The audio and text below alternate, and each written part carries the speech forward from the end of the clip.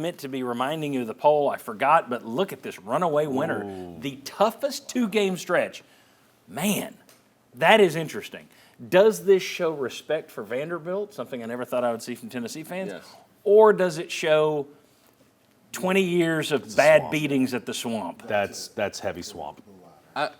I think it's Vanderbilt's the tiebreaker. I think people see Alabama and Florida as And quite Oklahoma. possibly losses. Okay.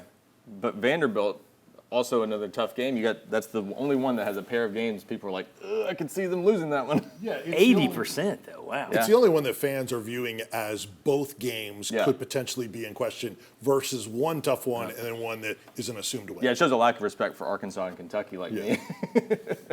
Maybe Oklahoma, too. Maybe. All right. Very good. Let's keep the chatting going about the preseason question marks that we had. Let's talk about the receivers. Answered in the positive, answered in the negative, jury's still out. Vince. Very positive. Now, the depth is similar to the offensive line, TBD. and it looks like nobody's going to play until they have to play somebody. And Travis Smith, certainly, because he's been healthier, would be the next person up in that group.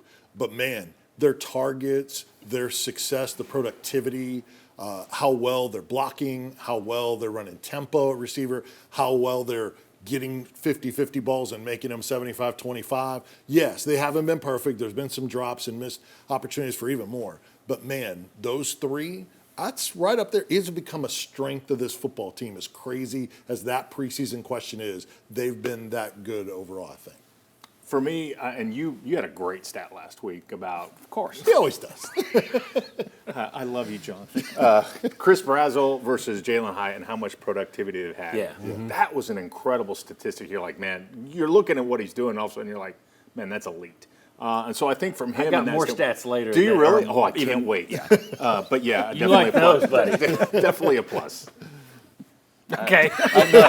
And we were going to stop I can't there wait to and get to let the stats. no, Anything else about the No, receivers? I- we agree this is a plus. It's definitely a plus. I agree with the point they're not perfect. This is not Yeah. the same as the 22 group where you thought you had Tillman and Hyatt and they were both pretty close to Yeah. elite. These are guys that they give you an explosive passing game, but they're dropping some passes here and there. Does that cost them in a key spot later this season? You have one guy who completely flipped it from last year, and you have two young guys who we didn't know a thing about, and they've shown up. So you got to take that as a positive. Oh, yeah. From a Chris Brazzell standpoint, the last couple of weeks, everybody's been talking about the Heisman Trophy campaign for one Joey Aguilar. 180-1 today for those of you who want to do some digging. Chris Brazzell, as I saw the show last week, trending better than Jalen Hyatt. VFL Films, maybe you should start pushing a little bit to number 17. Do them all. Promote them all. I don't understand why you don't do these Heisman campaigns, because win or lose, it's just promoting your guys. It's Mac recruiting. Jones, Devonta Smith a couple years ago at Bama, they were shoving it down. Yeah, do it. It's Why just not? recruiting. Go for it. Tennessee lost their special teams coach, Mike Eckler, to Nebraska. They've missed a key field goal, given up a fake punt, mishandled some punts as well. Returning coverage units are still upper half of the SEC. Do we have a definitive answer on whether or not the special teams have dropped off?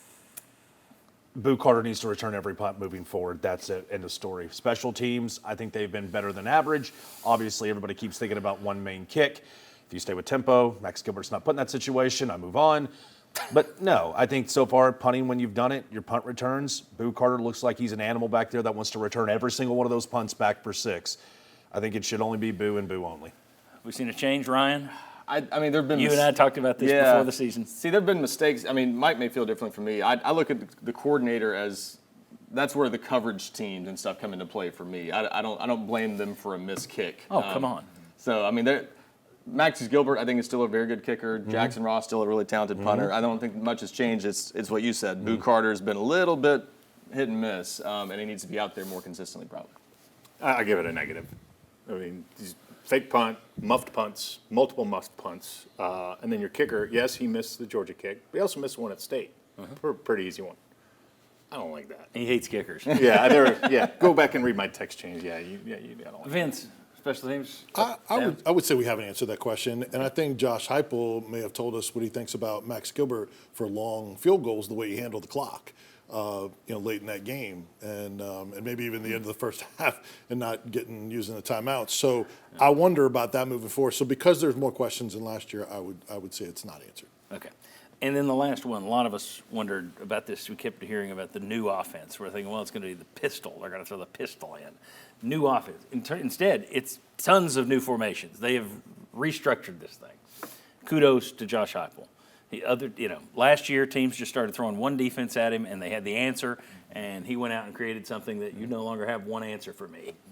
That's good. Again, every year I like more and more about Josh Heupel. It's like there's some new challenge, and he knocks it down. So I'm a Heupel guy. But anyway, we also asked, with this new offense, are they going to get back to their breakneck 2022 all-tempo, all-the-time offense? I think that would have to be answered in the negative. No, that's not. I think they're going to continue. We've seen it for 2 years and a quarter now. They're going to continue to use it as a change of pace. I think they're going to start games with it, but I don't think I don't think their goal is to get back to it's all tempo all the time. Thoughts? I think it's not just You can disagree. Well, no, I think they're adapting to the personnel, just like he adjusted the offense, to your point. Last year he adapted to his personnel. And Ole Miss is doing the same thing. The two are mirrored. A couple of years ago, they were both leading the nation in tempo. Then they both backed off last year. I don't think anybody in the country is doing the Chip Kelly, Gus Malzahn 100-mile-an-hour thing. That's what I was going to say. Nobody is. You have to pick your spots. Yeah, that was Yes. going to be my point. Is I don't know if someone showed Josh Heupel the stats. It's kind of like basketball. If you run up and down the court all the time, you don't win the national championship typically. Right. I think it's the same thing in football. You can't win a national championship playing that way because you're hanging your defense out to dry. So I think he realized that and has adapted and said we're going to use it, but only in spots, mostly when you get a first down and you got a chance to kind of get the defense on its heels. Yep. Which is surprising because last year we started seeing Ryan Day and Ohio State pull back on that fast uptick tempo with Will Howard. They lose that game against Michigan, and then all of a sudden Ryan Day went, run it as fast as you can, and they turn into a buzzsaw. in With the Chip postseason. Kelly as his offensive With coordinator. Chip Kelly as his offensive coordinator. I think Joey Halsley let us peek behind the curtain about 3 weeks ago. Somebody asked about the uptick offense, and Halsley, I'm paraphrasing, it's a luxury that we have if we need it. It's there. Yeah. This coaching staff, both coordinators and head coach, don't say anything they don't want us to know. I think that was Joey Halsley saying, we're not going warp speed, but it's there when we need And it. Heupel said a million times, he keeps dropping in the hint that, well, the rules have changed a little bit. I not only wonder if that is they changed the rules in terms of the defense gets to substitute with you, but also does that include rules, transfer portal? Do you have the depth to be able to run that offense? Remember 2 or 3 years ago, they talked about Cole Kublik was doing a UT game, and he said when they get to 5 or 6 offensive plays going this speed, they start calling shot plays because the offensive line wears down. Okay, well, now that you have less depth, maybe that's another reason that teams aren't doing this as much. Just a thought. But